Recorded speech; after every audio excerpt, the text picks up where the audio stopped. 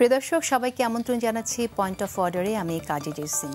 দর্শক, আমরা মূল আলোচনায় যাওয়ার আগে কয়েকটি গুরুত্বপূর্ণ খবর দেখে নিতে চাই। আজকের আমরা জানি যে ইরান ইসরায়েল যুদ্ধবিরতি ঘোষণা করেছে ট্রাম্প, এবং এই যুদ্ধবিরতি ঘোষণা করার পরও সারাদিন আমরা বিভিন্ন রকম সংবাদ পেয়েছি। যুদ্ধ বন্ধ হচ্ছে কি হচ্ছে না একটা কোনো সংশয় ছিল। গণমাধ্যমগুলোর দিকে যদি, আন্তর্জাতিক গণমাধ্যমগুলোর দিকে যদি তাকাই, তাহলে দেখতে পাই the New York Times news করেছে Trump says ceasefire has started between Iran and Israel. The Guardian news করছে Israel and Iran continue to exchange fire despite Trump's ceasefire declaration. BBC news করছে Trump lashed out at Israel and Iran as he accuses both of violating ceasefire. আমরা দেখছি যে একরকম এরপর ইসরায়েলের প্রধানমন্ত্রীর সাথে ট্রাম্পের কথোপকথন হয়। তারা টেলিফোনে কথা বলেন এবং ট্রাম্প একরকম এই যুদ্ধবিরতি যেন চাপিয়ে দেয়। এই যুদ্ধবিরতি চাপিয়ে দেওয়ার পরে আমাদের মাঝে এখন অনেক প্রশ্নই এসে যায় যে আসলে কী ধরনের শর্ত আছে এই যুদ্ধবিরতির পেছনে, আসলে কোনো শর্ত আছে কিনা। যদি যুদ্ধবিরতি ঘোষণা করবেন ট্রাম্প, তাহলে তার আগে ইরানে এভাবে B-2 বোমারু বিমান দিয়ে হামলা কেন হলো?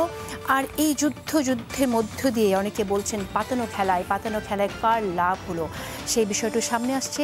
কেউ বলছে ইরানের লাভ হলো, কেউ বলছে ইসরায়েলের, আবার কেউ বলছে না যুক্তরাষ্ট্রের লাভ হলো, কারণ যুক্তরাষ্ট্র এর মধ্যে দিয়ে ইরানের কতটুকু শক্তি, সেই শক্তি পরীক্ষা করে নিতে পারলো এবং এর পাশাপাশি ইরানের যে শক্তিমত্তা আছে সেটা দেখিয়ে মধ্যপ্রাচ্যের অন্যান্য দেশগুলোকেও যুদ্ধাস্ত্র ক্রয়ে যেন আরেকটু উৎসাহী করে ফেলতে পারলো, যাতে করে যুক্তরাষ্ট্র আরও বেশি যুদ্ধাস্ত্র বিক্রি করতে পারে, এরকম মতো আছে। আমরা এরপরে দেশের খবরে যদি দেখি, তাহলে দেখব যে সরকারের নিষ্ক্রিয়তায় মানবাধিকারের অধিকার লঙ্ঘিত হচ্ছে এরকমটি বলে 30 জন নাগরিক বিবৃতি দিয়েছেন। এই বিবৃতির নেপথ্যের কারণ এই সাবেক সিইসিকে যেভাবে হেনস্থা করা হয়েছে তার প্রেক্ষিতে, মব সৃষ্টির প্রেক্ষিতেই এই বিবৃতি দেওয়া হয়েছে। আমরা ডেফিনেটলি কোনো মব চাই না, মব দেখতে চাই না, মব সহিংসতা দেখতে চাই না, কিন্তু মানবাধিকার কর্মীরা যখন বিবৃতি দেন তখন এই প্রশ্ন আসে যে তারা সকল সময়, সব ক্ষেত্রে এইভাবে বিবৃতি দেন কিনা। কারণ আমরা বিগত 15 বছর যখন শেখ হাসিনার ফ্যাসিস্ট রিজিমে দেখেছি বিভিন্ন সময় মব সৃষ্টি করা হয়েছে, সম্পাদকদের হেনস্থা করা হয়েছে, একটি দলের চেয়ারপারসনকে, বেগম জিয়াকে মব সৃষ্টি করে হেনস্থা করা হয়েছে। আমি বলবো কারণ তার বাড়ি ঘেরাও করে রাখা হয়েছিল, তাকে বাড়ি থেকে বের হতে দেওয়া হয়নি। সেরকম সময়ে, ভয়ানক সময়গুলোতে আমরা একইভাবে বিবৃতি দেখিনি। সুতরাং আমরা এই বিষয়টা নিয়েও কথা বলবো। এরপর যেতে চাই পরের খবরে। স্বরাষ্ট্র উপদেষ্টা বলেছেন নির্বাচনের সময় আইন শৃঙ্খলা পরিস্থিতি ভালো থাকবে। এখন কেমন আছে? নির্বাচনের সময় ভালো থাকবে, এখন কেমন আছে এটা একটু বুঝবো। ভালো না থাকলে এখন কেন ভালো নেই? এর আগে স্বরাষ্ট্র উপদেষ্টা রাত 3টায় মিটিং করে বলেছিলেন সন্ধ্যার মধ্যে আইন শৃঙ্খলা পরিস্থিতি ভালো হয়ে যাবে।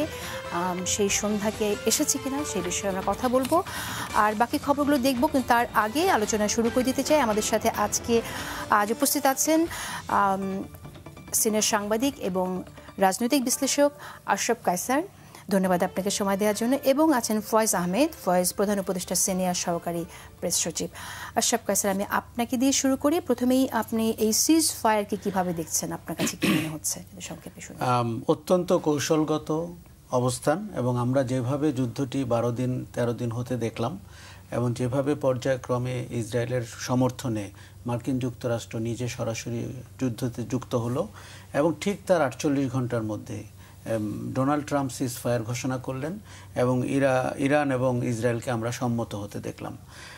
অবিশ্বাস্য লাগছে যে অনেকটা স্টেজ নাটকের মতো, ড্রামার মতো পাত্রপাত্রীরা, চরিত্রগুলো, দৃশ্যপটগুলো যেন সাজানো ছিল। এখন মার্কিন যুক্তরাষ্ট্রের এই যে B-52 বোমারু বিমান, খুবই ইন্টারেস্টিংলি ট্রাম্প এখানে একটি কথা বলেছেন যে ইরানকে ধন্যবাদ আমাদের জানিয়ে আক্রমণ করার জন্য। মানে ইরান যখন মার্কিন ঘাঁটিতে আক্রমণ করে, বিশেষ করে কাতারে, সেটি তাদেরকে আগে জানানো হয়েছে যে ওখানে কোনো লোকজন কিন্তু ছিল না। অনেক আগে আপনার মনে আছে জেনারেল সোলাইমানিকে মারার পরে তারা ইরাকে একটি মার্কিন ঘাঁটিতে আক্রমণ করেছিল, ঠিক একইভাবে, তেমন কোনো ক্ষয়ক্ষতি হয়নি। আমার মনে হয় যে যুদ্ধ যে একটি খেলা, এবং সেই খেলাতে আজকেও আমরা দেখতে পেলাম যে যোগসাজশ হয়, আগের থেকে বলা হয় এবং সেখানে হতাহতের সংখ্যা কমে যায়। কিন্তু সত্যিকারের মানবাধিকার লঙ্ঘন যদি আপনি দেখেন সেটি কিন্তু গাজাতে। আজকেও আমরা যখন কথা বলছি প্রায় 70 জন মারা গেছেন, তার মধ্যে 25 জন মারা গেছেন খাদ্য নেওয়ার লাইনে দাঁড়ানো অবস্থায়।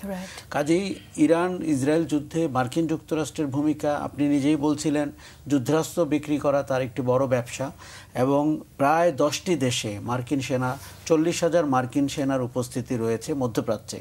সেখানে নিশ্চয়ই এই যুদ্ধের পরে তাদের ঘাটতি তৈরি হবে এবং তাদের সবার এয়ার প্রতিরক্ষা ব্যবস্থা লাগবে। ইরান অনেকটা হেল্প করে দিল মার্কিন যুক্তরাষ্ট্রের মার্কেটিং এবং সেলস ডিপার্টমেন্টকে, কারণ কাতার খুব সফলভাবে তার প্রতিরক্ষা ব্যবস্থা দিয়ে মিসাইলগুলোকে ঠেকালো। ফলে আমরা দেখতে পাচ্ছি যে ইরানের ব্যাপারে দেখুন, এবং যুক্তরাজ্য বলেছে তাদের আসলে এই শক্তি বাড়ানো দরকার। নিশ্চয়ই এখন এই দামামা যত বাড়বে আপনার কিন্তু প্রতিরক্ষা বাজেট তত বাড়বে এবং তেলের দরদামের উপরেও এক ধরনের অঙ্ক রয়েছে। এবং ইরান, আমি দেখুন ইরানের যে জায়গাগুলোতে B-52 বোমারু বিমান আক্রমণ করেছে সেখানে ইউরেনিয়ামের কোনো ক্ষতি হয়নি। তার মানে তারাও আগে জানতো যে এই জায়গাগুলোতে আক্রমণ করা হবে, তো সেটি সরিয়ে নেওয়া হয়েছিল। আবার আমরা রাশিয়ার অবস্থান অথবা চীনের অবস্থানও দেখলাম খুব সতর্ক, কৌশলগত, জনগণকে সাহায্য করব, কিন্তু যুদ্ধের ঠিক শুরুর দিকে নিন্দা করছিল না। ঠিক যেমনটি আমরা সিরিয়াতে দেখেছিলাম রাশিয়াকে ইনভলভ হতে, ইরানে কিন্তু সেটি হলো না। ফলে এটি বলার অপেক্ষা, বলা হয় যে যুদ্ধবিরতি নাকি নতুন কোনো যুদ্ধের প্রস্তুতি, এটি আমাদের এখন মধ্যপ্রাচ্যে দেখার বিষয় রয়েছে। ইসরায়েল বলা হয় যে অঘোষিত পরমাণু অস্ত্রের ধারক কিন্তু ইসরায়েল। এটা রিহার্সাল হয়ে গেল, এটা হয়ে গেল কিনা, এবং ইরানের পরমাণু অস্ত্র অথবা তাদের নিউক্লিয়ার পাওয়ার তারা কি কাজে লাগাতে পারেন এবং এরপরে তারা এই যে দীর্ঘদিনের অর্থনৈতিক অবরোধ তারপরে আবার কতটা ঘুরে দাঁড়াতে পারেন। আপনার এই যে অর্থনীতির বিধ্বস্ত দশা, একঘরে হয়ে যাওয়া, মধ্যপ্রাচ্যের অনেক দেশের সাথেই কিন্তু তার ওই অর্থে কার্যত কোনো সম্পর্ক নেই। তবে আমরা দেখতে পেলাম যে মার্কিন উপস্থিতি কত ভয়ঙ্করভাবে মধ্যপ্রাচ্যে জেঁকে বসলো এবং এই বিরতির পরে সেটা আরও একটা পরিষ্কার। ধন্যবাদ আপনাকে। ফয়েজ আহমেদ, সরকার কি টেনশনে ছিল নাকি যে এই যুদ্ধ যদি বেড়ে যায়? সবার মধ্যেই টেনশন ছিল। সরকার কতটুকু আসলে এখন স্বস্তি বোধ করছে? জি, বিশেষ করে হরমুজ প্রণালী বন্ধের ঘোষণা এসেছিল এবং যেখান থেকে তেলের দাম বেড়ে যেত, একটা ইনফ্লেশন পরিস্থিতিতে পুরো বিশ্বই ঢুকে যেত। জি, আপনাকে ধন্যবাদ। মূল কথা হচ্ছে, আসলে প্রথম কথা হচ্ছে যে এটা সমগ্র মানব জাতির জন্যই একটা টেনশন। পৃথিবীর যে কোনো প্রান্তেই যদি একটা যুদ্ধ অবস্থা তৈরি হয় সেটা মানব জাতির জন্য কল্যাণের নয়। ডেফিনেটলি। সো সেই টেনশন তো স্বাভাবিকভাবেই আছে। আর অপরদিকে আপনি যেটা ইঙ্গিত করছেন যে বাংলাদেশের মতো দেশগুলিতে এর যে ইকোনমিক ইমিডিয়েট যে প্রভাব, সেটা একটা ভয়াবহ অবস্থা। সুতরাং প্রাথমিকভাবে ধারণা, ভাই যেটা বলছিলেন যে এই বিরতি আবার নতুন প্রস্তুতি কিনা, সেটা তো আমরা জানি না, কিন্তু প্রাথমিকভাবে যেহেতু একটা যুদ্ধবিরতির প্রতিশ্রুতি পাওয়া গেছে একটা মিডিয়েটর এবং দুই পক্ষের দিক থেকে, এটা একটা আপাত ইতিবাচক দিক। তবে এই পরিস্থিতিগুলি আমাদের সরকারের যারা দায়িত্বশীল ব্যক্তি রয়েছেন এই মর্মে, বিশেষ করে আমাদের এনার্জি জ্বালানির ক্ষেত্রে এটা খুবই ইম্পর্টেন্ট ব্যাপার। সো এই আমাদের পর্যাপ্ত জ্বালানি মজুদ এবং বিকল্প বাজার আগে থেকেই খুঁজে রাখা যদি একটা প্রয়োজন হয় সেই জায়গাগুলিতে, এগুলি নিয়ে ইতিমধ্যে সরকারের দায়িত্বশীলরা আলাপ আলোচনা করেছেন, প্রস্তুতি নিয়েছেন, যেন আমাদের নাগরিক প্রস্তুতি ছিল একরকম। তবে অনেকে বলে থাকেন যে ডক্টর মোহাম্মদ ইউনূস একজন গ্লোবাল লিডার হিসেবে উনি যেরকম বিবৃতি দিতে পারতেন, কথা বলতে পারতেন, সেটা অনেকে দেখেননি। এটা কি আসলে কেন? মানে এটা কি ফরেন পলিসির জায়গা থেকে একজন রাষ্ট্রে যখন দায়িত্বে থাকেন, রাষ্ট্রে যখন প্রধান হিসেবে দায়িত্বে থাকেন, তখন কি কৌশলের কারণেই নাকি অন্য কোনো সম্পর্কের কারণে? জি, দেখুন, প্রফেসর মোহাম্মদ ইউনূস যে বিবৃতির কথা বলছেন, উনি ব্যক্তি প্রফেসর মোহাম্মদ ইউনূস হিসেবে নয়, বাংলাদেশ রাষ্ট্র হিসেবে আমরা ইরানে হামলা, এই যুদ্ধাবস্থা, এটা নিয়ে সব পররাষ্ট্র মন্ত্রণালয় থেকে বিবৃতি দেওয়া হয়েছে, বাংলাদেশের অবস্থান পরিষ্কার করা হয়েছে। সুতরাং মানুষের প্রত্যাশা তো আসলে থাকতেই পারে। মানুষের প্রত্যাশার দুটো কারণ, একটা হচ্ছে প্রফেসর মোহাম্মদ ইউনূসের প্রতি অনেক ভালোবাসার জায়গা থেকেও থাকতে পারে, আরেকটা হচ্ছে অতীতে আমাদের এক ধরনের অভিজ্ঞতা আছে, সব কিছুতেই আমরা এক ব্যক্তি কেন্দ্রিক চিন্তা করি, সব কিছুতেই রেসপন্স একজনই করবেন, সেই ধরনের ভাবনা থেকে হতে পারে। সুতরাং বাংলাদেশ রাষ্ট্র হিসেবে রাষ্ট্রের যে দায়িত্ব, পররাষ্ট্র মন্ত্রণালয় থেকে এখন সব জায়গায় তো প্রফেসর ইউনূস নিজে ডিল করবেন না, রাষ্ট্র হিসেবে বাংলাদেশকে ডিল করতে হবে, সেই জায়গায় বাংলাদেশ যথাযথ দায়িত্ব পালন করেছে সেটা। আচ্ছা, যেহেতু যুদ্ধ এখন স্থগিত হয়ে গেছে, আমরা এই নিয়ে কথা না বাড়াই, আপাতত একটু স্বস্তিতে থাকতে চাই। পরের কথায় যেতে চাই, সেটা হলো যে আমরা দেখলাম স্বরাষ্ট্র উপদেষ্টা বলেছেন নির্বাচনের সময় আইনশৃঙ্খলা পরিস্থিতি ভালো থাকবে। আইনশৃঙ্খলা পরিস্থিতি আরেকটি খবর যেটি আপনার মবের জন্য 30 জনের যে বিবৃতি 30 জন নাগরিকের, এবং সেখানে তো যা উল্লেখ করা হয়েছে সেখানে আসলে আইনশৃঙ্খলা পরিস্থিতি যে ভালো নেই, প্রত্যাশিত নেই, সেটা উল্লেখ করা হয়েছে। তো খুব কন্ট্রাডিক্টরি দুটো বিষয়ে। স্বরাষ্ট্র উপদেষ্টা বলছেন আগের চেয়ে একটু ভালো হয়েছে এবং আরও ভালো হবে, ভালো একটি নির্বাচন জাতিকে উপহার দিতে পারবে। আবার আমরা যখন অন্যান্য দলের নেতাদের সাথে কথা বলি, তারাও বলে যে আইনশৃঙ্খলা পরিস্থিতি আসলে ভালো হয়নি, এবং এই অবস্থায় এমনও শুনি যে ভালো নির্বাচনও দেওয়া সম্ভব না। আপনি কি মনে করেন? প্রথমে 30 জন নাগরিকের বিবৃতির কথাটি বলি। আমি আপনার অনুষ্ঠানে আসতে গিয়ে এই বিবৃতিটি পড়লাম, তাদের নামগুলো দেখলাম। আমরা প্রথম কথা যে কোনো সময় আইন নিজের হাতে তুলে নেওয়া এটি নিন্দনীয়, এবং যেভাবে নুরুল হুদাকে হেনস্থা করা হয়েছে সেটি অতীব নিন্দনীয়, এটি নিয়ে কোনো সন্দেহ নাই। তবে মনে রাখতে হবে যে নুরুল হুদার অপরাধ কী। নুরুল হুদার অপরাধ গুরুতর। আপনি যদি একটি ভোটও চুরি করেন, একটি কারচুপি করেন একটি সেন্টারে, তাহলেও আপনার একটা ভয়ঙ্কর অপরাধী আপনি। সেখানে 18 সালের পুরো জাতীয় নির্বাচনকে ওনারা কারচুপির ভেতরে নিয়ে গেছে। আগের রাতে ভোট দিয়েছেন, পরের দিন উনি বলেছেন ভোট ভালো হয়েছে, এবং উনি একটি দলকে বিজয়ী ঘোষণা করেছেন। এই তো এর যদি আমরা শাস্তি দিতে না পারি আইনানুগ পথে, তাহলে বাংলাদেশ রাষ্ট্র সবসময়ই গণতান্ত্রিক অধিকারে পিছিয়ে থাকবে। শুধু নুরুল হুদা না, পরবর্তীতে আউয়াল বলে যে ভদ্রলোক ছিলেন, যিনি দুপুরের খাবারের পরে 28% ভোট গণনা করেছিলেন, খাবারের পর ওটি 42% হয়ে গেল।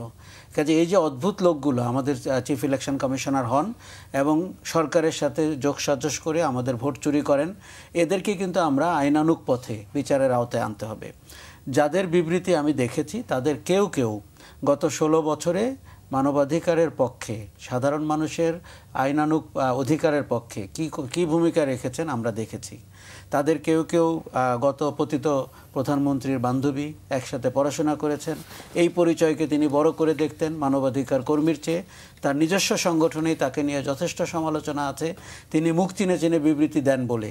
এখন এরা যদি মানবাধিকারের বিষয়টিকে মুখ চেনার বিষয় মনে করেন, দলীয় পরিচয়ের বিষয় মনে করেন, এবং দিন শেষে কার ক্ষতি হলো এই চিন্তা করে বিবৃতি দেন। এখানে আমি একটি বিষয় আনতে চাই, definitely I totally agree with you, কিন্তু একটা বিষয় আপনি লক্ষ্য করেছেন কিনা যে যে দলগুলো আপনার মব হয়েছে বলে নিন্দা করছে, তাদের কথার মধ্যেও আমি অনেকের কথাকে আমি এখানে কোট করতে চাই, ডিরেক্টলি হয়তো পসিবল না, বাট যদি ভাবের দিকে যাই তাহলে এটাই যে এখানে মানুষের ক্ষোভ ছিল, অসন্তোষ ছিল, সে অসন্তোষের বহিঃপ্রকাশ হয়েছে।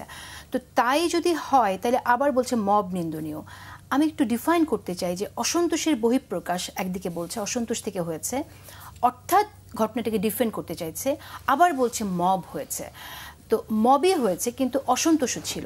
আমরা এই জায়গাটা একটু আপনি ধোঁয়াশা মনে হয় কিনা আপনার কাছে? এটি যদি একটু পরিষ্কার করার চেষ্টা করি, সেটি হচ্ছে তারা তাদের বিবৃতিতেও বলেছেন যে ভদ্রলোককে নিয়ে এই কথা হচ্ছে, বা যেটি আমাদের সাম্প্রতিক উদাহরণ, তার ব্যাপারে মানুষের অসন্তোষ ছিল, এবং তার ভূমিকা নিয়ে মানুষ ক্ষুব্ধ, হতাশ, এবং অনেক সময় মনে হয়েছে যে তাদের ব্যাপারে মামলাগুলো কেন এত দেরিতে হলো, 10 মাস পরে হলো, যেটি কাকতালীয় হলে সত্যি ওই দিন দুপুরে মামলা হয়েছে, সন্ধ্যায় তার উত্তরার বাড়িতে কিছু লোক গিয়ে হাজির হয়েছেন।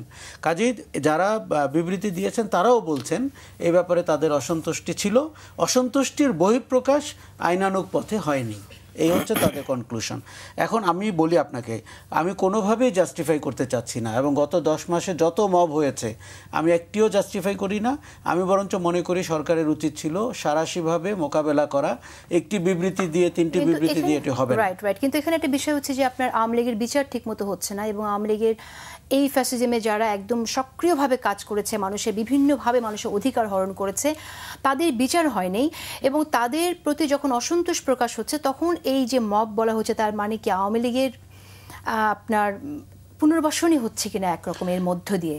প্রথম কথা যে আপনি যখন কাউকে হেনস্থা করেন তার প্রতি সিম্প্যাথি জন্ম হয়। নুরুল হুদার প্রতি কোনো সিম্প্যাথি জন্ম হোক এটা আমি চাইনি, আমি বরঞ্চ চেয়েছি তার অপরাধের আইনানুগ পথে বিচার হোক। কাজেই মব তৈরি করে আপনি সাময়িক উত্তেজনা পোষাতে পারেন, কিন্তু তাতে করে তার ব্যাপারে সিম্প্যাথি তৈরি হয় এবং মানুষ ভাবতে শুরু করে ললেসনেস সোসাইটিতে আমরা বসবাস করছি। বিগত 10 মাসে এরকম অনেকগুলো ঘটনা ঘটেছে। আমার মনে হয় সরকারের ব্যর্থতার ঝুলি তাতে আরও বড় হয়েছে এবং মানুষ কিন্তু সরকারের 10 মাসে বিচার প্রক্রিয়া এবং অগ্রগতি নিয়ে হতাশ। তারা মনে করছে যে সরকারটি অনেক কিছু করছে, অনেক রোমান্টিক সংস্কারের কথা বলছে। আপনার কি মনে হয় যে যেভাবে চলছে এবং আওয়ামী লীগের যাদের বিরুদ্ধে মামলা হয়েছে, গ্রেফতার হয়েছে, এর বাইরেও তো আসলে অনেকে আছে, যেমন ধরেন এই যে যারা নির্বাচন কমিশনার হিসেবে তখন দায়িত্ব ছিলেন, তাদের বিচার না হলে বা অন্যান্য জায়গায় যারা এই ধরনের কাজ করেছেন তাদের বিচার না হলে এই মব বন্ধ হবে? আমি মনে করি যে মানুষ কখন আইন নিজের হাতে তুলে নেয়, এটি যখন দেখে রাষ্ট্র করছে না, সরকার করছে না, তখন তার মধ্যে এরকম একটি প্রবণতা জেগে ওঠে, যেটিকে আমরা উৎসাহিত করতে চাই না। কিন্তু এর ভেতরে সুরটি ধরতে হবে। একে যখন আপনি ঘটনা বা ইভেন্ট হিসাবে বিচার করেন, তখন কিন্তু তার আঘাত এবং অনুভূতিটিকে আপনি গুরুত্বের সাথে দেখলেন না। আর এই সংস্কৃতির জনক কে বা এই সংস্কৃতির ধারক বাহক কারা? গত 16 বছরে রাষ্ট্রীয় পৃষ্ঠপোষকতায় মব হয়েছে, সরকারের পৃষ্ঠপোষকতায় হয়েছে, কাঠামোগতভাবে মবকে উস্কানি দেওয়া হয়েছে। আপনি জানেন যে প্রধান বিচারপতি সিনহাকে কি করে দেশ থেকে বের করে দেওয়া হয়েছিল। ফজলে নূর তাপস বলে যে মেয়রটি ছিলেন, তখন তো ধরনের বিবৃতি আমরা দেখিনি, এবং তিনি পরে সাম্প্রতিককালে বলেছেন যে আমরা একটা বিচারপতিকে ঝেঁটিয়ে বিদায় করেছি।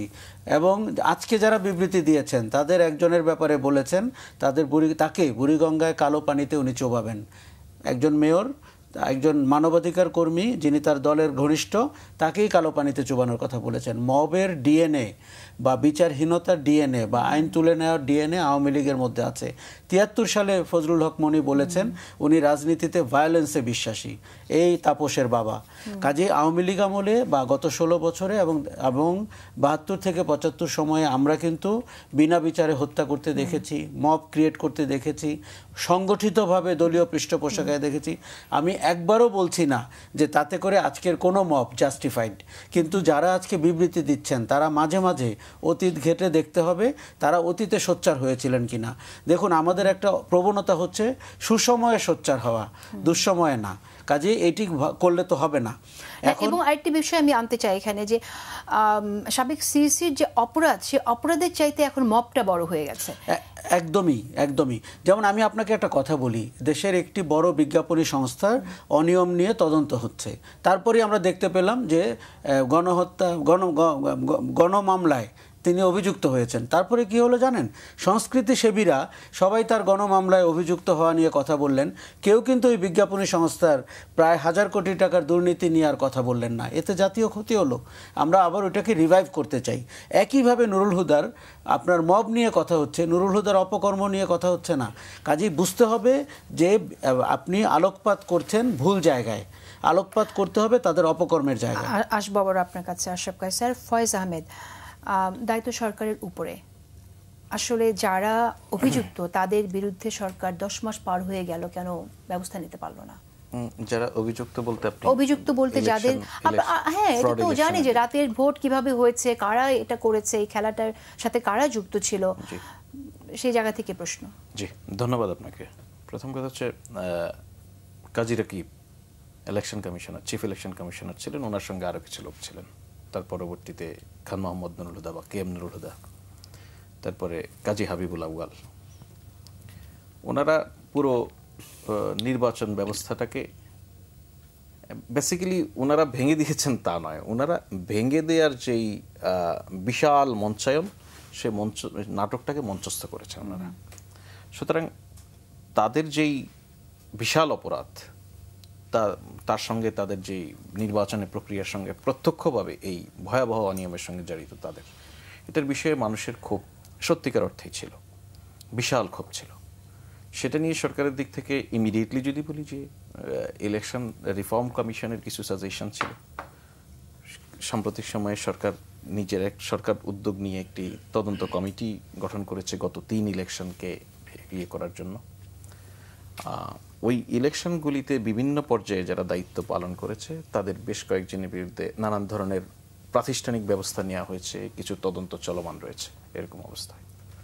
এখন ক্ষোভের বিষয়ে যদি বলি, আমি একদম শর্ট আউট করে যদি বলি, ক্ষোভের বিষয়ে যদি বলি, দেখুন আমরা কিন্তু কাগজে অনেক সময় রিপোর্ট পড়েছি যে স্বজনকে নিয়ে হাসপাতালে আসার পর চিকিৎসা না পাওয়ায় ডাক্তারদের উপর হামলার ঘটনা ঘটে। এগুলি মেডিকেল সায়েন্সের যারা স্টুডেন্ট তারা পড়াশোনার সময় এই ধরনের একটা কি মানসিক অবস্থা তৈরি হতে পারে স্বজন মারা যাওয়ার পর হসপিটালে, এই প্রশিক্ষণটা নিয়ে আসেন, উনি জানেন, উনি এটার জন্য প্রশিক্ষিত হন এটা কিভাবে ট্যাকেল দেওয়া যায়। তারপরে সবসময় ট্যাকেল দেওয়া তার পক্ষে সম্ভব হয় না। আবার যেই মানুষটা হামলা করেন তিনি মনে করেন ডাক্তার বুঝি ধরে দেখলে ওনার স্বজন বেঁচে থাকতো, সবসময় যে ভুল চিকিৎসার কারণে মারা যায় বিষয়টা তা না। অনেক অনেক ক্ষেত্রে মানে ব্রড টু ডেথ হয়, যেটা হসপিটালে আনতেই মারা গেছে, মনে করে যে ধরেও দেখছে না। সো ধরুন আমার স্বজন যখন হসপিটালে, ডাক্তার তার ক্রাইটেরিয়া সেট করে যে আমি যে রোগীটা মারাই যাচ্ছে তাকে নয়, যাকে বাঁচিয়ে রাখা যাবে তার দিকে অ্যাটেনশন দেওয়া জরুরি। কিন্তু যে স্বজন একে নিয়ে এসেছে তার কাছে কিন্তু তার রোগীকে অ্যাটেনশন দেওয়া এসে জরুরি মনে করে। সুতরাং আমাদের এই অ্যাটেনশনের ক্রাইটেরিয়া যদি বলেন, অ্যাটেনশনের ক্রাইটেরিয়া গত 10 মাসে কত কত অ্যাটেনশনের ক্রাইটেরিয়া আছে। আমরা যখন আইসোলেটেড ওয়েতে একটাকে নিয়ে বলি তখন মনে হয় যে এটা নিয়ে কেন এতদিন কিছু না না বলবোই তো, কারণ আপনার বলাটাকে আমি আপনার বলাটাকে কোনো অপরাধ বলছি না। ধরুন আপনি যখন বলছেন যে বিচার ঠিকভাবে এগোচ্ছে না, এটা ঠিক নয়। না এই অভিযোগ তো আমি করছি না, এই অভিযোগ আমি আপনাকে বলছি আমরা এই অভিযোগটা শুনবো। কেন শুনবো? দেখেন, যেই মা তার সন্তান হারিয়েছে, কোনো অর্থেই আমরা যে 3 জন বসে আছি আমাদের আবেগ ওই মায়ের সমান হবে না আসলে। সেই মা যেভাবে বিচার চাইবে, সেই মা তো চায় যে শেখ হাসিনাকে এনে আমার হাতে দাও, তাই না? বিচার চাই উনি, কিন্তু বিচার আসলে দ্রুত করা যায় না। না আপনি কি বলছেন যে গুরুতর অপরাধের বিচার আগে করবেন, অল্প অপরাধের বিচারগুলো পরে করবেন? এটা তো না, আপনি সাইমালটেনিয়াসলি যার যে অভিযোগ সেই বিচারের মুখোমুখি হবেন। আমি আপনাকে আলাদা করে কিছু বলছি না সে বিষয়ে, শুধু আমি ক্রাইটেরিয়াটা বোঝানোর চেষ্টা করছি। আমরা এখন একটা পার্টিকুলার জিনিস নিয়ে আলাপ করছি। ধরুন এই যে আলাপ হচ্ছে যে 30 জন বা বেশ কিছু নাগরিক স্টেটমেন্ট দিয়েছেন। সত্যিকার অর্থে বলতে কি, যে ভাইও বলছিলেন যে এখানে অন্তত একজন আছে এমন যার মানবাধিকার কর্মী হিসেবে ভূমিকা নিয়ে অতীতে প্রশ্ন রয়েছে, তবু আমি ওয়েলকাম করি। পার্সোনালি যদি আমি বলি, আমি ওয়েলকাম করি। অতীতে অপকর্ম, কুকর্ম, বায়াসড হয়েছেন, মানবাধিকারের সাইনবোর্ডকে বিক্রি করেছেন, আর করবেন না। এখন থেকে সত্যিকার অর্থে যদি হিউম্যান রাইটস ভায়োলেশনের জায়গায় দেখুন, প্রতিবাদটা করুন। আদারওয়াইজ আমরা যদি এখন প্রত্যাশা করি যে আপনারা আগে প্রতিবাদ করেননি, এখন আমাদের সময় যদি কোনো মানবাধিকার লঙ্ঘন হয় সেটাতেও বিচারের জায়গা থেকে আমি বিচারের জায়গাটা কি মনে হয় যে সরকারের কি উদ্যোগ নেওয়া উচিত ছিল, বা এখনো যারা আছেন তাদের বিরুদ্ধে কিভাবে বিচার? দেখুন, আমি ফয়েজের সাথে একমত না।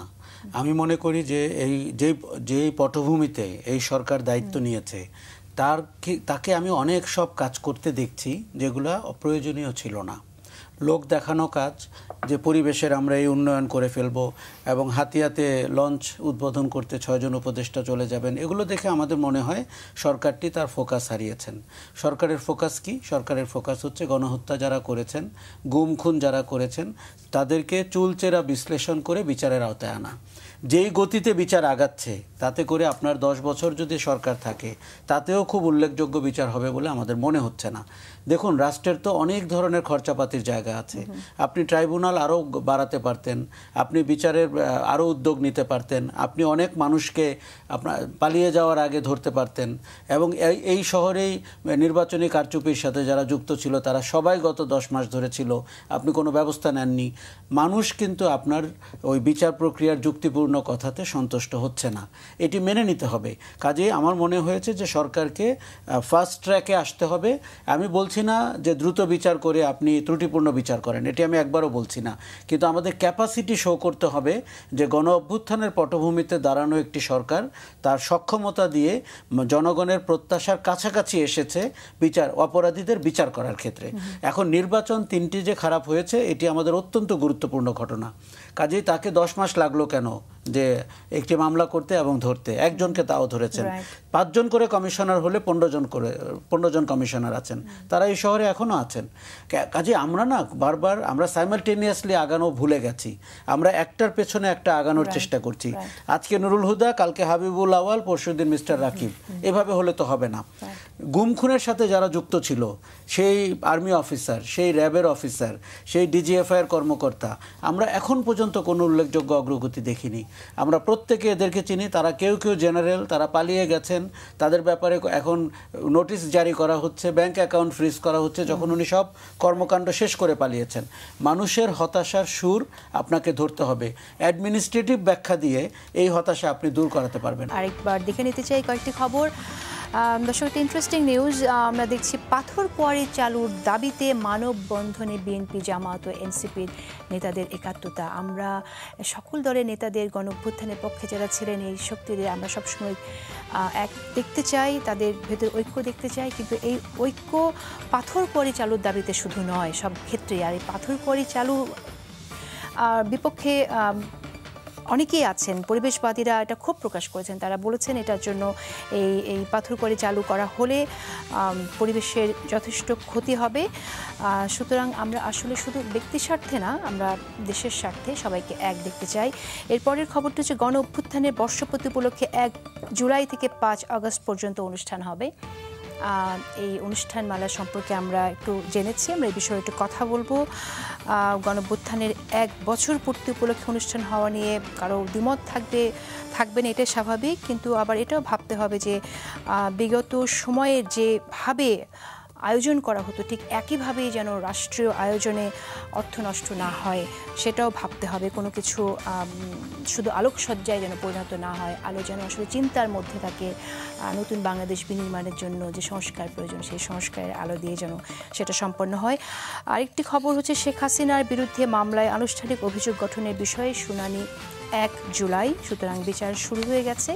আর সামাজিক যোগাযোগ মাধ্যমের দিকে যদি তাকাই, দুটি খবর।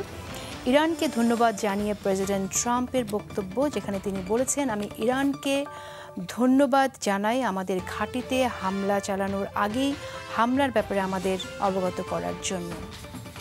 এর পরের খবরটিতে যাই।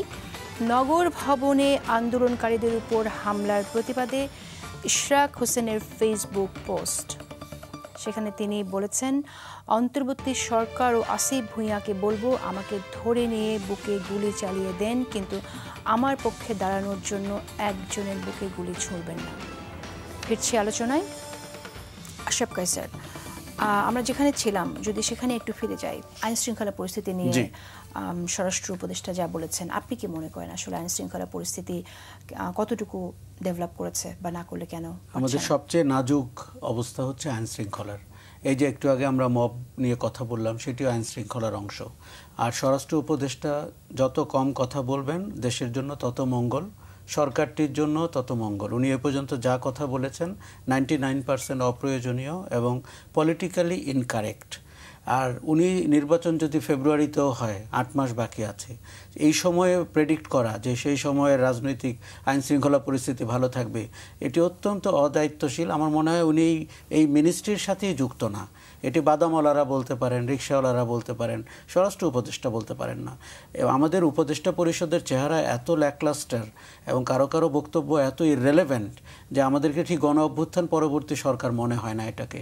অন্তর্বর্তী সরকারের প্রফেসর ইউনূস নেতৃত্বে আছেন বলে আমরা অনেক সময় আলো দেখতে পাই, গতি দেখতে পাই, কিন্তু কারো কারো অবস্থা মানে একেবারে গ্রহণযোগ্য না। তাদের অফিসের সাধারণ চাকরিতেও তাদেরকে নেওয়া উচিত হবে না।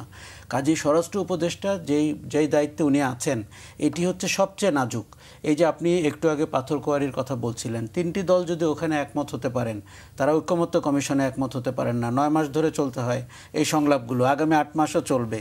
তার মানে তারা দেশের স্বার্থে কোথাও একমত না, তারা দলীয় স্বার্থে একমত, ইন্টারেস্টে একমত।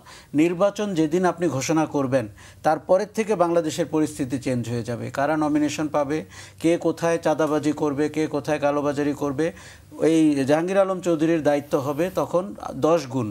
কাজে উনি এখনই ফিটনেস পরীক্ষায় অবতীর্ণ হয়ে ফেল করছেন।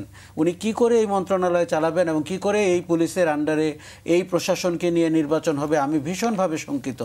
আর 8 মাস আগে বলে ফেলা যে আইন শৃঙ্খলা পরিস্থিতি ভালো থাকবে, ওনার কোনো ধারণাই নাই নির্বাচনে আইন শৃঙ্খলা পরিস্থিতির অবনতি কি করে হয়। আমি তো মনে করছি যে এবার যেহেতু আওয়ামী লীগ পালিয়ে গেছে, কাজে অনেকেরই ধারণা হয়েছে কলাগাছ দাঁড় করালেও পাশ করে যাবে এবং এটি তাদের জীবনের শ্রেষ্ঠ সময়, শ্রেষ্ঠ সুযোগ পার্লামেন্ট মেম্বার হয়ে যাওয়ার।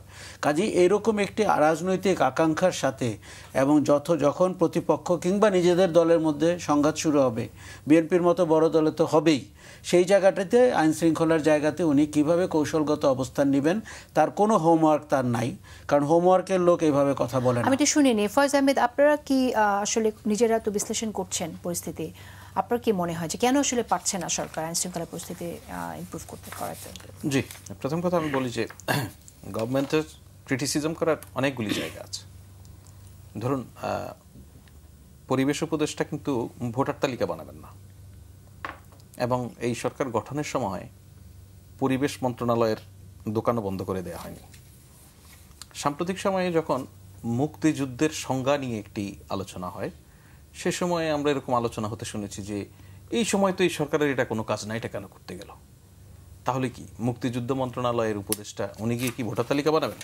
বাড়ি বাড়িতে গিয়ে ভোটার হালনাগাদ করবেন? ওই মন্ত্রণালয়ে কেন বন্ধ থাকলো না? অতএব কিছু কিছু মিনিস্ট্রি আছে খুবই টেকনিক্যাল জায়গা, তাদের কাজটা তারা করবে, এটা রুটিন কাজের মতো অনেকটা, সে জায়গায় থাকবে। সুতরাং কখনো কোনো ওটাকে ফোকাস করে যে এই সরকার ওটা কেন করবে, এটা কোনো আলোচনার বিষয় নয়। কিন্তু আলোচনাটা কেন হয়, সেখানে আমাদের দুর্বলতা আছে, অস্বীকার করার কিছু নেই। হয়তো আপনি যেভাবে যে জিনিস প্রত্যাশা করছেন, আপনার প্রত্যাশিত রকমের আউটকাম দেখছেন না বলে আপনি হয়তো ওই জায়গায় রিলেট করছেন। এখন ধরুন, এই যে ভাই বলছিলেন, আপনারা দেখছেন সেটা একটু শুনি। আমি অ্যাড্রেস করেছি আমাদের দুর্বলতা আছে, ওকে, সেটাই আমরা জানতে চাইছি যে কোথায় কোথায় দুর্বলতা আছে। অনেক জায়গায় দুর্বলতায় ভরা। আচ্ছা, আইন শৃঙ্খলা পরিস্থিতির কথা যদি শুনি, আমাকে যদি আইন শৃঙ্খলা পরিস্থিতি নিয়ে একটু বলতে বলেন। ধরুন, এই যে কমেন্ট করা, ধরুন আমরা একটা নিউজ পড়ছি যে স্বরাষ্ট্র উপদেষ্টা বলেছেন যে ফেব্রুয়ারিতে ইলেকশনের সময় আইন শৃঙ্খলা পরিস্থিতি ভালো থাকবে। আপনার কি মনে হয় আশরাফ ভাই এটা আউট অফ কনটেক্সট এসে স্বরাষ্ট্র উপদেষ্টা বলেছেন? বলেননি। অন্য একটা বিষয়ে আলাপ আলোচনা, সেই সময় সাংবাদিক প্রশ্ন করেছেন যে সামনে যে নির্বাচন, সেই সময় আইন শৃঙ্খলা পরিস্থিতির কি হবে? কথাটা বলেছেন তো। এখন দেখুন, আমি বলছি আপনি কনটেক্সটটা কি? যখন আপনার কনটেক্সটই, আপনার প্রশ্নেই থাকে যে নির্বাচন, সে সময় উত্তরটা নির্বাচন নিয়েই হবে। তাই তো হওয়া উচিত যে নির্বাচনের সময় পরিস্থিতি ভালো হবে বলে আশা করি। সো সেটাকে আমি পুরো যদি এখন আমি এভাবেই কভার করে ফেলি যে উনি ওনার এই আলোচনায় যেখানে কথা বলেছেন, এর আগে উনি বললেন, আচ্ছা শুধু আপনি বলছেন যে কাভারই যদি হয়ে থাকে শুধু, এর আগে উনি বললেন যে রাত 3টার সময় মিটিং করেছেন, প্রেস কনফারেন্স করেছেন, করে বলেছেন সন্ধ্যার মধ্যে আইন শৃঙ্খলা পরিস্থিতি। ধরুন, আমি আপনার কোন স্ট্যাটিস্টিক্সে গেলাম না, সেদিন তো আমরা কেউ কভার করি, আমরা তো প্রেস কনফারেন্সটা শুনেছি। আমি আপনাকে কোন স্ট্যাটিস্টিক্সে গেলাম না। আপনি যে রাত 3টার প্রেস কনফারেন্সের কথা বলছেন, সেখান থেকে আজকে পর্যন্ত, আমি তার আগের কথা বাদ দিলাম, ল এন্ড অর্ডার সিচুয়েশন কি একটু উন্নতি হয়নি বলে মনে হচ্ছে? সেদিন সন্ধ্যার মধ্যে হয়েছিল। আমি সেদিন সন্ধ্যা, না আমার প্রশ্ন উত্তর দেন, সেদিন সন্ধ্যার মধ্যে হয়েছিল। আপনি যদি আবারও যান সেই জায়গায়, আমার যতটুকু মনে পড়ে রাত 3টার সেই প্রেস কনফারেন্স, আপনারা আগামীকাল সন্ধ্যার মধ্যে দেখবেন পরিস্থিতি কি, তো পরের দিন সন্ধ্যার মধ্যে পরিস্থিতি কি হয়। আমি আপনাকে বলছি যে সন্ধ্যার মধ্যে আইন শৃঙ্খলা পরিস্থিতি এমন কোনো সুইচ নাই যে উন্নতি হয়ে যাবে। কি হয়, উনি সন্ধ্যার মধ্যে যারা ওই পার্টিকুলার একটা ছিনতাইয়ের ঘটনা ঘটেছিল বনশ্রী এলাকায়, সেটার সঙ্গে জড়িত তাদেরকে ধরার চেষ্টা, তাদেরকে ট্রেস করা, তাদের বিষয়ে জানা তথ্য, সে বিষয়ে দেয়া, আরো কিছু মেজার্স নেয়া, সেগুলি তো নিয়েছেন। এখন আমার কথা হচ্ছে, যদি আমরা এটাকে ভালনারেবিলিটির জায়গা যদি এতটা বলি যে আইন শৃঙ্খলা পরিস্থিতি এখন থেকে 6 মাস আগে, 9 মাস আগে বা 3 মাস আগে যা ছিল এখন তার চেয়ে অবনতি হয়েছে, এটা কোনো অর্থেই কেউ একদম সাদা চোখে উইদাউট এনি স্ট্যাটিস্টিক্স আমি বলছি এটা বলা সম্ভব নয়। আইন শৃঙ্খলা পরিস্থিতি আমরা যদি আলাপ করি, ওই যে আমি আবার ওই আলাপটা করতে, মানে এই আলাপটা গুলি করতে গেলে মনে হবে কি সরকারি বয়ান। আচ্ছা, আমি আসল কথাটা যেতে পারছি না। আমি আপনার কাছ থেকে অনেস্টলি জানতে চেয়েছিলাম যে সরকার কি কি চ্যালেঞ্জ ফেস করছে। আপনি বলেছেন আছে প্রবলেম অ্যাড্রেস করছেন আপনি, কিন্তু কি কি চ্যালেঞ্জ আসলে ফেস করছেন সেটা আমরা শুনছি না। দেখুন, প্রশাসন নিয়ে কথা বললে সরকারের পক্ষ থেকে কখনো শুনি প্রশাসন বিএনপি চালায়, প্রশাসন বিএনপির কথাই শুনে, আবার শুনি প্রশাসনে জামাতের লোক ভর্তি, জামাতের কথা শুনে, এবং আমলাদের আন্দোলন হচ্ছে আপনার, এটা এখনো চলমান আছে, সচিবালয়ের আন্দোলন আছে, আমরা আপনাদের অধ্যাদেশ যেটা করা হয়েছে সেটা আবার অ্যামেন্ড করা যাবে না, তেমনটিও শুনছি। মনে হচ্ছে যেন সরকার পিছু হচ্ছে। তো আপনার চ্যালেঞ্জগুলো কোথায় ফেস করছেন শুধু না বললে তো আমরা জানবো না। দেখুন, সরকারের পক্ষ থেকে আপনার যদি মনে থাকে, সরকারের উপদেষ্টা পরিষদ থেকে একটা বিবৃতি দিয়ে অনেকগুলি বিষয় নিয়ে কথা বলা হচ্ছে। এর মধ্যে একটা বড় বিষয় ছিল অসহযোগিতা। ওকে, এটা এই একটা পার্টিকুলার যদি চ্যালেঞ্জের কথাই আপনি বলেন, এই একটা পার্টিকুলার এলিমেন্টই যদি আপনি ধরেন, তাহলে অনেক ক্ষেত্রে ব্যর্থতা, অসহযোগিতা, আমি আপনাকে বলছি সরকারের পক্ষ থেকে নানা পক্ষের অসহযোগিতা। কারা কারা অসহযোগিতা দেখুন, আপনি লাস্ট 15 ইয়ার্সে যে সমস্ত অ্যাপয়েন্টমেন্ট হয়েছে, এই যে ব্যুরোক্রেসি, এই ব্যুরোক্রেসি কি পুরোপুরি এই সরকারকে সহযোগিতা করছে ডে ওয়ান থেকে? করছে না। এই political party, existing political parties, আমি পরিষ্কার করে বলি, এক্সিস্টিং পলিটিক্যাল পার্টিস যে পার্টিসগুলি আছে, কখনো কখনো আপনি বলছেন যে জামাতের আধিক্য, কখনো কখনো বলছেন পুরো বিএনপির হয়ে চলছে। যখন যার যেভাবে সুবিধা হয় সে সেভাবে সহযোগিতা করে, যখন দেখে যে আমার একটা অনিশ্চয়তা তৈরি হয়েছে কোনো কারণে, সে অসহযোগিতা করে। আসবো ফয়েজ আহমেদ, আপনার কাছে আসবো। আশরাফ কায়সার, সরকার কি তাহলে অসহায়? যেমনটি ফয়েজ এখানে বললেন যে আমি সরকার অসহায় বলিনি, কিন্তু আমি একটা বাস্তবতা আমি প্রশ্ন রেখেছি, ব্যুরোক্রেসি সহযোগিতা করছে না। আবার পুলিশের কথা তো আসলে আমরা জানি যে একদম ব্লাড টেস্ট করে আওয়ামী লীগ করতো কিনা সেটা টেস্ট করে তাদেরকে নিয়োগ দেওয়া হয়েছে, প্রমোশন দেওয়া হয়েছে।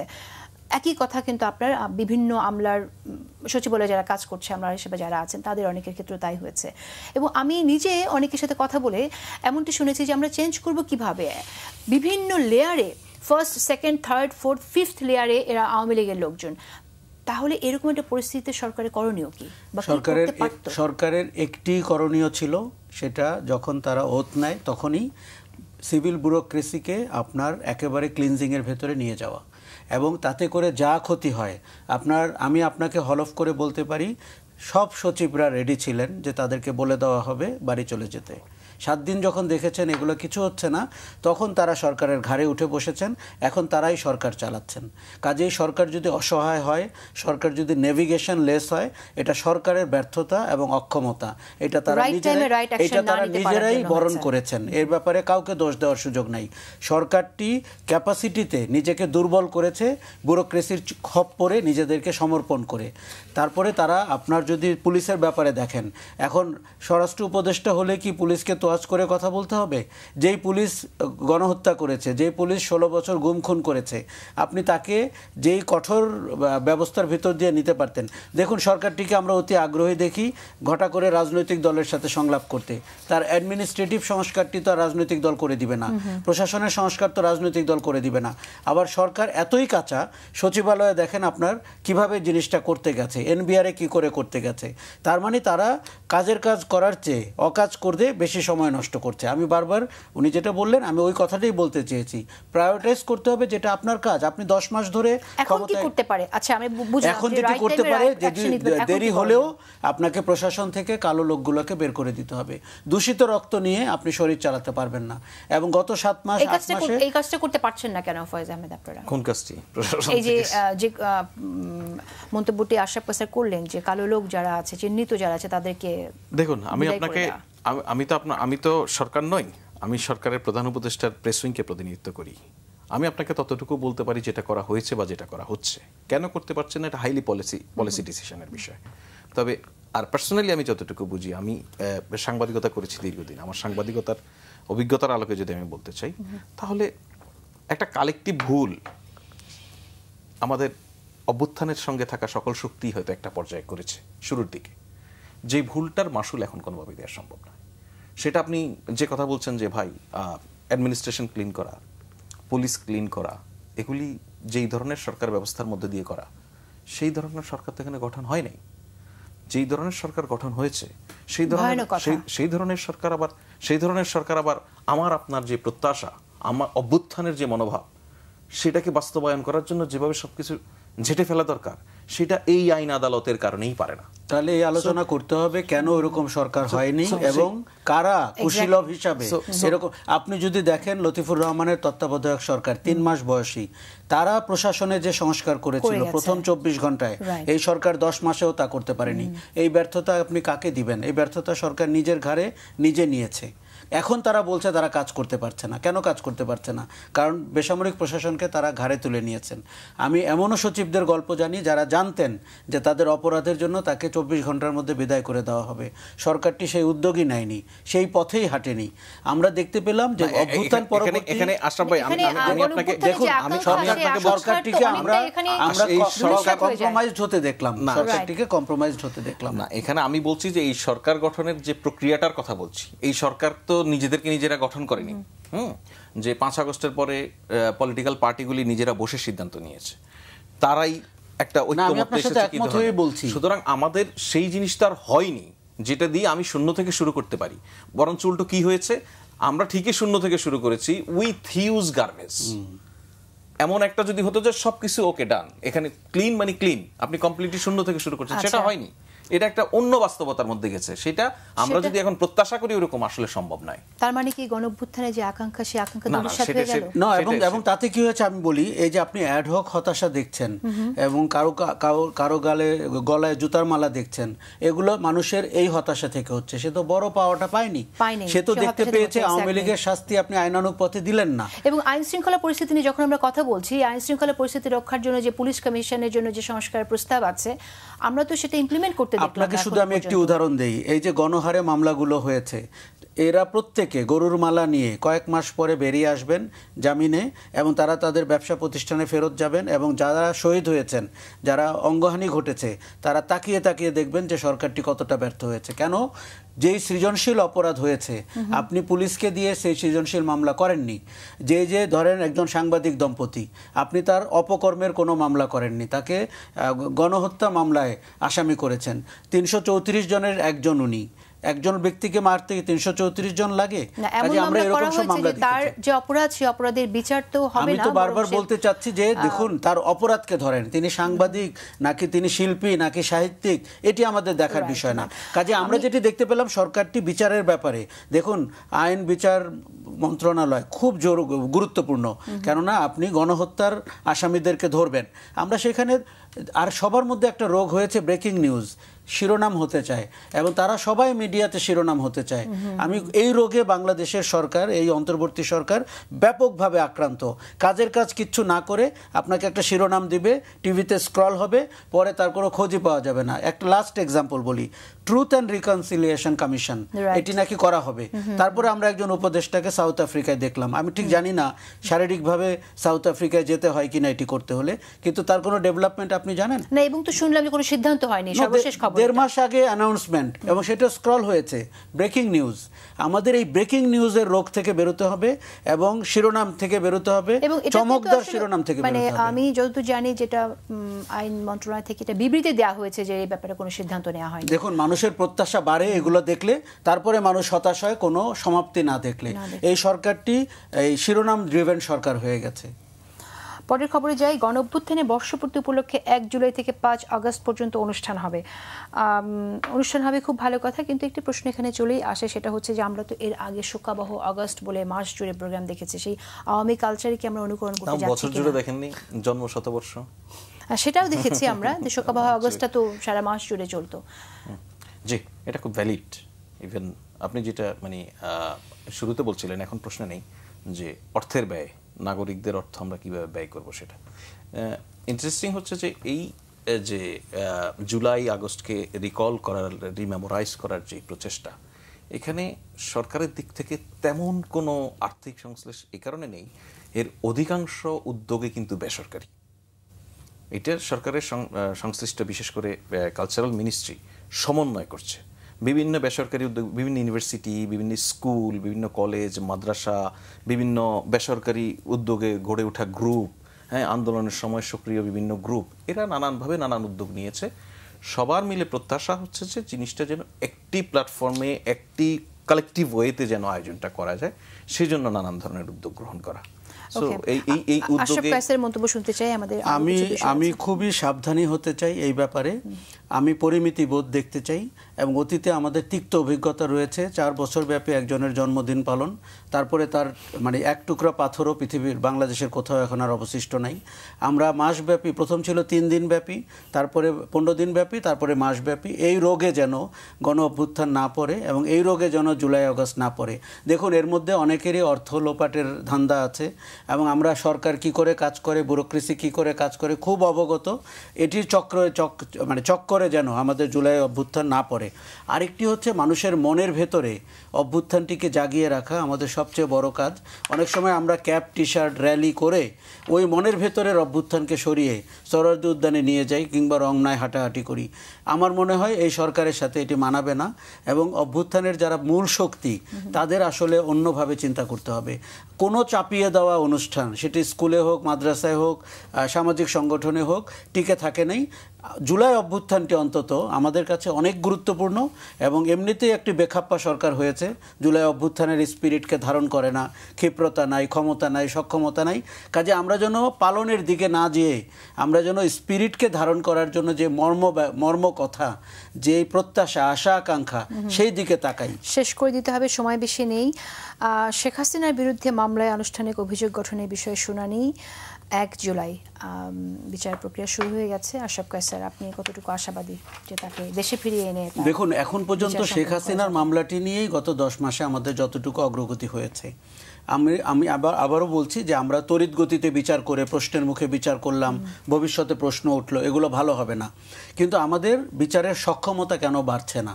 আমরা দ্বিতীয় ট্রাইব্যুনাল গঠন করলাম 9 মাস পরে। কাজেই আমি দেখতে পাচ্ছি যে অনেকের অনেক দিকে নজর আছে। কেউ হেয়ার রোডের বাংলোর দিকে নজর দিয়েছেন, ছবি তোলেন, কেউ অন্যান্য অপতৎপরতার সাথে যুক্ত। আমি কিন্তু বলছি না যে মুক্তিযুদ্ধ বিষয়ক উপদেষ্টা এখন ভোটার তালিকা প্রণয়ন করবেন, এই কথা কেউ বলেনি। কিন্তু একটি অন্তর্বর্তী সরকারের সাথে মানানসই কাজ কি, এটি বোঝার যথেষ্ট ক্ষমতা তাদের আছে। বেমানান কাজগুলো নিয়ে মানুষ রাস্তায় কথা বলে, এটি আমি বলার চেষ্টা করেছি। কাজেই আমি বলবো যে শেখ হাসিনার বিচার প্রক্রিয়ার পাশাপাশি এই যে কামাল বলে যে হোম মিনিস্টার ছিলেন, ওবায়দুল কাদের, এই যে কমান্ডাররা ছিলেন, তাদেরকে আপনার আনতে হবে। তারপরে আপনার বেসামরিক প্রশাসনের লোকগুলো কোথায়, সেনাবাহিনীর ভেতরে যারা ছিলেন, ডিজিএফআই এর লোকগুলো। এখানে আপনার পরামর্শ কি সরকারের প্রতি? আমরা তো জানি তারা প্রতিবেশী দেশে পালিয়ে আছে, সেক্ষেত্রে দেখুন আপনাকে এই চাপ, আমি শুধু এতটুকু যোগ করে দিই ভাইকে, যে ওই শেখ হাসিনার মামলা সহ কামাল বা পুলিশ প্রধান সহ অন্য আনিসুল হক, এরা কিন্তু এবং এর বাইরেও বেশ কিছু, এটা কিন্তু সম্ভবত সেকেন্ড কেস নিয়ে আলাপ হচ্ছে আর কি। এইবার আমি বলি আপনাকে যে এই যে গুম খুনের যে অভিযুক্ত ব্যক্তিবর্গ, তারা বহাল তবিয়তে আছেন। বাহিনীগুলো তাদেরকে লুকিয়ে ফেলেছে, যেমন করে তারা আয়নাঘর নষ্ট করেছে। দেখুন, গুম খুন আমার কাছে খুব গুরুত্বপূর্ণ। জুলাই আগস্ট বটেই, কিন্তু 16 বছরের যে গল্প আমরা জানি, আমরা 12 সাল থেকে এই হারিয়ে যাওয়া মানুষকে নিয়ে কাজ করার চেষ্টা করেছিলাম মৌলিক অধিকার সুরক্ষা কমিটি বলে। আজকে যারা সিগনেটারি এই যে মানবাধিকারের, তারা অনেকে আমরা একসাথে কাজ করেছিলাম। যেটি বলার চেষ্টা করছি, আমার মতে সবচেয়ে কার্যকরী কমিশনের নাম গুম কমিশন। তার যদি রিপোর্টগুলো আপনি দেখেন, তাতে আপনি বুঝতে পারবেন যে সরকারটি কত ঘৃণ্য পথে এগিয়েছিল মানুষের ক্ষেত্রে। কাজেই আপনাকে মানুষের জায়গায় দাঁড়িয়ে সরকার পরিচালনা দেখতে হবে, বিচার ব্যবস্থা দেখতে হবে, সংস্কার দেখতে হবে। সামাজিক যোগাযোগ মাধ্যমে আলোচিত বিষয়গুলোর মধ্যে থেকে একটু কথা বলতে চাই। নগর ভবনে আন্দোলনকারীদের উপর হামলার প্রতিবাদে ইশরাক হোসেনের যে ফেসবুক পোস্ট, সেটি অনেকে শেয়ার করছে, আমি দেখলাম। আমি একটু জানতে চাই এই বিষয়ে ফয়েজ আহমেদ আপনার কাছ থেকে, যে ইশরাক হোসেনকে মেয়র হিসেবে শপথ নেওয়ার বিষয়ে আমরা এর আগে কথা বলেছিলাম, ঈদের পরে শুনেছিলাম মেয়র হিসেবে শপথ নেওয়ার বিষয়ে সিদ্ধান্ত নেওয়া হবে এবং ঈদের পরে আমরা হবে, এটা শুনেছিলাম। এটা প্রেস উইং থেকে বলা হয়েছিল। না, এটা ওনার এটা কি হবে সেটা আইনি প্রক্রিয়ার মধ্যে ছিল। আমরা প্রেস উইং থেকে জনাব ইশরাক হোসেন মেয়রের বিষয়ে কখনোই কিছু বলিনি। আমার প্রোগ্রামে প্রেস উইং থেকে বলেছেন এই ব্যাপারটা কিভাবে হবে কি সিদ্ধান্ত। আপনার প্রোগ্রামে যদি প্রেস উইং এর কেউ বলে থাকে, এটা রেফারেন্স করেছে লোকাল গভর্নমেন্ট অ্যাডভাইজারকে। উনি আমাদেরকে যেটা বলেছেন যে এটা এখন যে প্রক্রিয়া আছে সেটা আইনি প্রক্রিয়া। ইনফ্যাক্ট এটা অলরেডি সলভ ইস্যু, এটার এক্সিস্ট করে না। এখন সর্বোচ্চ যেটা হতে পারে হয়তো ইস্যু কি রকম সলভ ইস্যু, মানে আন্দোলন তো চলছে দাবিতে, এইটার আমি মনে করি না আর কোন আন্দোলন চলছে। জনাব ইশরাক হোসেন আজকে ফেসবুক স্ট্যাটাস দিয়ে যেটা বলেছেন, আপনি যেটা আমি নিজেও দেখেছি, এটা হচ্ছে he is a politician, he is a very popular politician, no doubt. উনাকে আমরা এর আগে রাজপথে কর্মীদের ধরে নিয়ে যাওয়ার সময় দেখেছি যে উনি আগলে গিয়ে কর্মীকে রক্ষা করেছেন। That's why he is very popular. So এতে কোনো সন্দেহ নেই। আর ওনার মেয়র হওয়ার বিষয়টা, এটা একটা আইনি জটিলতার মধ্যে পড়েছে এবং এটা এখন আর আমার মনে হয় না, এটা আমার কাছে বিস্তারিত তথ্য নিয়ে আপনাকে শেয়ার করার মতো। আমার মনে হয় যে এখন যদি আমরা নতুন কোনো সলিউশনের দিকে যেতে চাই, it will be a fresh election, otherwise কোনো সলিউশনের জায়গা নেই। বিকজ গেজেট যে নোটিফিকেশন হয়েছে সেটা মেয়াদ উত্তীর্ণ হয়েছে, কিন্তু মেয়রের যে কাউন্সিলের যে মেয়াদ, সে মেয়াদ উত্তীর্ণ হয়েছে। সেক্ষেত্রে সংবিধান লঙ্ঘন করেছে সরকার, কারণ এবং আদালত অবমাননার একটি মামলাও হইতে পারে, সেক্ষেত্রে হোক সরকার মোকাবেলা করবে। আশরাফ কাছে আপনার মন্তব্য শুনতে চাই। দেখুন, আমার মতে এই বিষয়টি এতটা তিক্ততার ভেতরে গেছে, একজন রাজনীতিবিদের কখনো কখনো পরিস্থিতি মেনে নিয়ে বড় মাপের নেতা হয়ে ওঠার সুযোগও এইসব আন্দোলন। দেখুন, আমার মনে হয় ইশরাক হোসেনকে যেহেতু সিটি কর্পোরেশনটি সেবা প্রদান করেন, সেটির স্বাভাবিক কার্যক্রমের দিকে গতিপথ ঠিক করে দেওয়া এবং আগামীতে নির্বাচন যদি হয় সেই নির্বাচনে উনি অংশ নিতে পারেন। তার জনপ্রিয়তা, তার সক্ষমতা, তার সব কিছু মিলিয়ে আমার মনে হয় তার ভবিষ্যৎ, রাজনৈতিক ভবিষ্যৎ অনেক উজ্জ্বল। এই মেয়র হওয়ার চেয়ে ওই ভবিষ্যতের দিকে তাকে নজর দিলে ভালো করবে। কারণ এতে গিয়ে মনে হচ্ছে যে আমি আশা করেছিলাম বিএনপির সর্বোচ্চ নেতৃত্ব এই ব্যাপারে একটি ভূমিকা রাখবেন এবং মানুষ এটিকে ভালো চোখে দেখেনি যে আপনি নগর ভবন ঘেরাও করে রেখেছেন, প্রায় 30 দিন 40 দিন হয়ে গেছে, এখন তাকে মেনে নিতে। কিন্তু আমরা যেটা শুনেছি যে এখানে আসলে এক ধরনের তার সাথে অবিচার করা হয়েছে আদালতে রায় থাকার পরও এবং নির্বাচন কমিশন থেকে প্রজ্ঞাপন জারি করার পরও তাকে শপথ না নেওয়ানো, এটা আমি যদি আপনার কথার সাথে একমত হই, যদি তার উপর অবিচারও করা হয়ে থাকে, সে অবিচার নিয়ে মাঠে নামতে পারে। সে হয়তো এখন যা পাবে, দেখুন ওই নির্বাচনটি অত্যন্ত প্রশ্নবিদ্ধ হয়েছিল। ওই নির্বাচনে সকাল 11টা কিংবা 12টায় ইশরাক হোসেন প্রার্থিতা প্রত্যাহার করেছিলেন, তারপরে মামলা করেছেন। কাজে ওরকম একটি প্রশ্নবিদ্ধ নির্বাচনের ভেতর দিয়ে মেয়র হয়ে তার মতো রাজনৈতিক নেতার খুব বেশি অর্জনের সুযোগ নেই। আচ্ছা, ধন্যবাদ আপনাকে। আমি পরের আলাপে যেতে চাই। পাথরকুয়ারিতে সবাই একসাথে ঐক্যবদ্ধভাবে প্রতিবাদ জানিয়েছে এবং দাবি জানিয়েছে, এই বিষয়টা আপনার মন্তব্য শুনতে চাইছি। আমাকে হ্যাঁ, আচ্ছা, পাথরকুয়ারি এটি শুধুমাত্র এরকম একটি উদাহরণ না, কিন্তু আরো বেশ কিছু ব্যবসায়িক বিষয়ে বিএনপি, জামাত এবং এনসিপি একমত হয়েছেন স্থানীয় পর্যায়ে। আমাদের খুব দুঃখ লাগে যে রাজনৈতিক দলগুলো তাদের স্বার্থ দেখে, তাদের ব্যবসায়িক স্বার্থ দেখে, এলাকার প্রভাবের স্বার্থ দেখে, দেশের স্বার্থ কিংবা সমাজের স্বার্থ কম দেখে। জুলাই আগস্টে কিন্তু আমরা সবচেয়ে বড় সংস্কার যেটি চেয়েছিলাম সেটি রাজনীতির সংস্কার। রাজনীতি যেভাবে এখানে প্রবাহিত হয়, পরিচালিত হয়, যেই চেহারার লোকগুলোকে আমরা রাজনীতিবিদ হিসাবে মেনে নিতে হয়, তার সংস্কার চেয়েছিলাম। এখন কোনো কারণে বিচার সংস্কার ইত্যাদি কথা বলতে গেলে রাজনীতি সংস্কারটি আর আলোচনায় আসে না। আচ্ছা, ফয়েজ আহমেদের কাছে জানতে চাই। ফয়েজ, আমরা তো ফেব্রুয়ারিতে নির্বাচন হবে এরকমটি শুনেছি, লন্ডন বৈঠকেও যৌথ বিবৃতিতে জানানো হয়েছে, পরবর্তীতেও আমরা এই ব্যাপারে আমরা জানি যে ফেব্রুয়ারিতে হতে পারে, রাইট, যদিও ইফ অ্যান্ড বাটস আছে। নির্বাচন কমিশনকে কোনো নির্দেশনা দেওয়া হয়নি এরকম একটা অভিযোগ বিএনপি থেকে করে, এরকম কোনো নির্দেশনা কবে নাগাদ আপনারা দিতে পারেন? এখানে আসলে নির্বাচন কমিশনকে এই পর্যায়ে, মানে আমি যতটুকু নির্বাচন কমিশন বুঝি, নির্বাচনী ব্যবস্থা বুঝি আমাদের এখানে, এই পর্যায়ে সরকারের এখানে নির্বাচন কমিশনকে আলাদা করে নির্দেশনা দেওয়ার কিছু নেই। এটা হচ্ছে রিয়েলিটি। ওকে, এখন আমরা তো নির্বাচন প্রস্তুতির জন্য একটা নির্দেশনা দিতে হবে না, ফরমালি বলতে হবে না? ইলেকশন কমিশনের ওয়ার্কটাই হচ্ছে ইলেকশন করা। তো কবে ইলেকশনটা সরকার কবে ইলেকশন টেলিভিশনে একজনের রিপোর্টারকে বলবেন যে রিপোর্টার হওয়ার জন্য প্রস্তুতি নাও। সরকার কবে ইলেকশন চাই সেটা আমি আপনাকে যেটা বলি, আমি no there is no matter of formality. Election কমিশনের কাজই হচ্ছে ইলেকশন কন্ডাক্ট করা।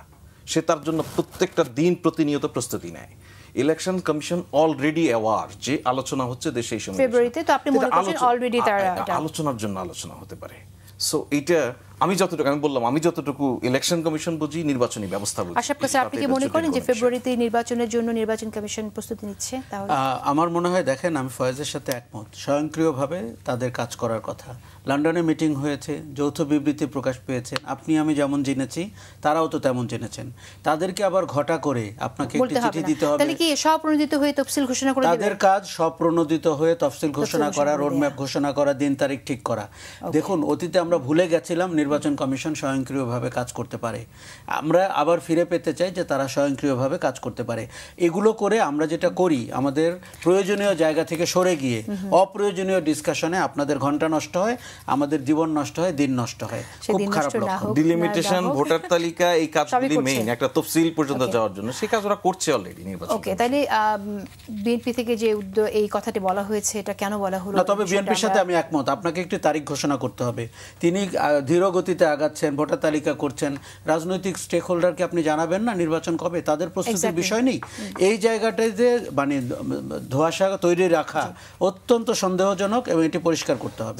সবকিছু স্পষ্ট হোক এই বিষয়ে এবং দূরত্ব কমুক সবার মধ্যে, এই আশাবাদ থেকে আজকের মতো বিদায় নিচ্ছি। দর্শক, বিদায় নিচ্ছি আজ। দেখা হবে আবারও আগামী শনিবার ঠিক রাত 11:30। ভালো থাকুন সবাই।